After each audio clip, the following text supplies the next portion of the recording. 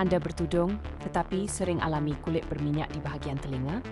Ramai wanita tidak sedar, kawasan telinga juga memerlukan perhatian khusus untuk kekal sihat dan bebas minyak.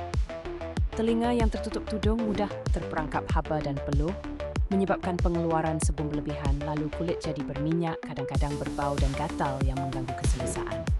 Cara pertama, cuci telinga dengan lembut setiap pagi dan malam, menggunakan pencuci muka yang sesuai untuk kulit sensitif agar tidak merengsakan kulit halus di kawasan tersebut. Elakkan penggunaan sabun badan yang terlalu kuat kerana boleh mengeringkan atau menyebabkan iritasi. Kedua, pastikan kawasan telinga sentiasa kering selepas mencuci atau berwuduk. Gunakan tuala bersih dan tepuk perlahan, jangan menggosok kerana boleh merosakkan lapisan pelindung kulit. Ketiga, pilih tudung daripada fabrik bernafas seperti kapas atau viskos supaya udara dapat mengalir dengan baik dan mengurangkan peluh terkumpul. Jangan lupa tukar tudung dengan kerap, terutama jika anda berpeluh atau selepas aktiviti fizikal.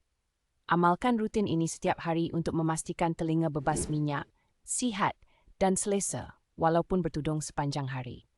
Dengan penjagaan yang betul, kulit telinga anda akan kekal segar dan bersih tanpa rasa gatal atau tidak selesa. Okey, sekian semula.